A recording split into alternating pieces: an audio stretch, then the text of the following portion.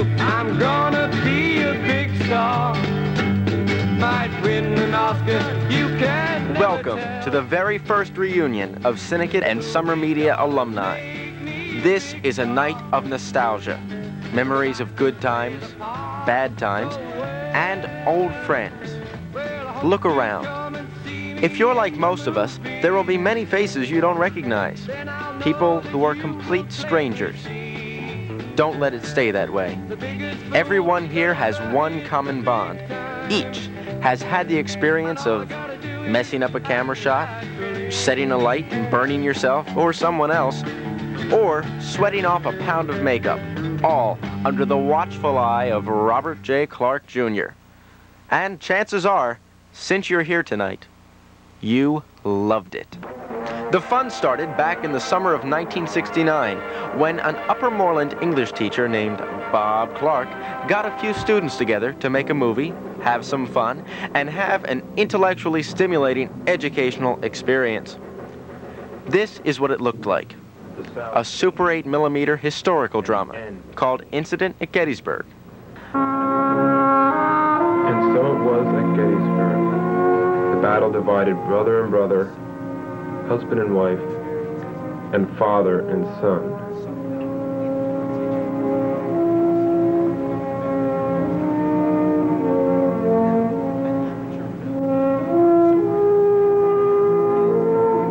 Summer, and the war was as close as your heart. Bob Hazelwood stars as both a modern-day school kid and a young boy during the Civil War. Their experiences on the Gettysburg battlefield somehow influence each other, crossing the barrier of time.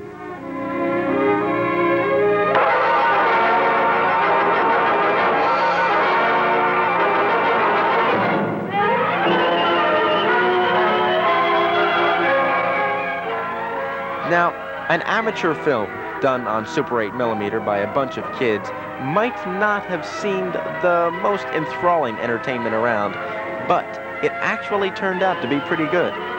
And for their efforts, it was awarded a presidential citation. And it had been a learning experience, especially for Mr. Clark. But in spite of that, he was back again the next summer. This time, it was decided to go the way of black and white videotape. Was it the cheaper cost of videotape? Its reusability? Its instantaneous playbacks? It sure wasn't the ease of hauling the equipment. However, everyone survived the shooting of Portrait of a Lady, the story of Graham Park. With all due respect, Sir William, I had no idea your plans had included a new road so soon. Why, of course a road must be put in, Kirk. Would you have me riding and hiking through this forest for the rest of my life? Why, no, sir. Of course not, Sir William. I have no intention of making my residence here. Unfortunately, not too much terribly memorable came out of that summer, except perhaps the first of the summer parodies, a tradition that still goes on. Oh, but don't tell Mr. Clark that. He knows nothing about them until they're shown. 1971 saw the American folk heroes of the 20th century come to life. Jack Armstrong, The Shadow, Superman, the horror heroes of the silver screen. The evil force of Count Dracula would be transformed into his alter ego.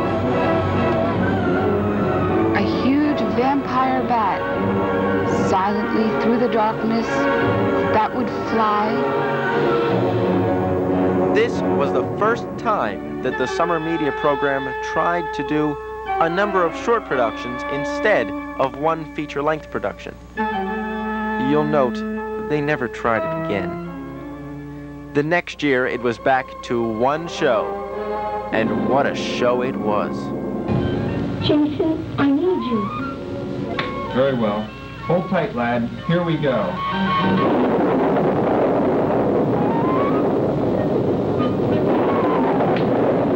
There we are, lad. One big tree. How do you like it? Great, Jason.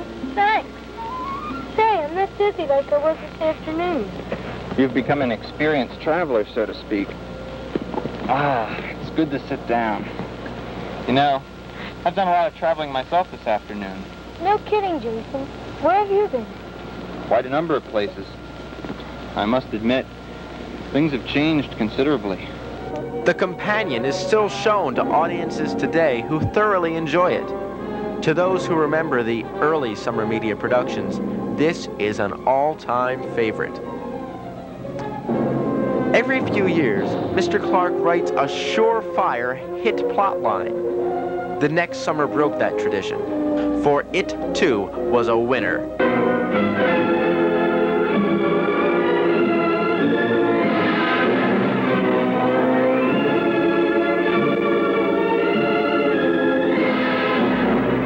The main character in Legend of the Astrakhan would survive 2 sequels, 1 remake, and a radio show.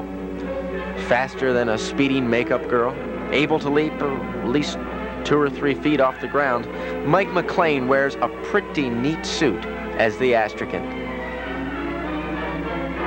And Bob Cole dons a pretty silly suit as Lowell, the court jester. Bill Cyberlick wears a pretty long mustache as the evil Lord Griswold. Lord Griswold had also heard the legend of the Astrakhan, but since there had not been a star child for almost 100 years, he, like many others, believed the legend to be false. But if there were such a creature, then Griswold would have to alter his plans or prepare to deal with the Astrakhan. The first sequel in the Astrakhan legacy was shot the next summer, in 1974. Mike, Bob, and Bill reprised their roles and costumes in Revenge of the Astrakhan. For months, Griswold had carefully plotted his actions. He would go to the Castle Damara and draw upon the powers of darkness. The kingdom of Ternsmere would suffer for his treatment, and no one would stop him this time. Nearly everybody was back from last year, including little Danny Oceanreither. Oh, and who's that loathsome character? None other than Jeff Worthington, rarely seen without the full beard he'd had since he was 10 years old.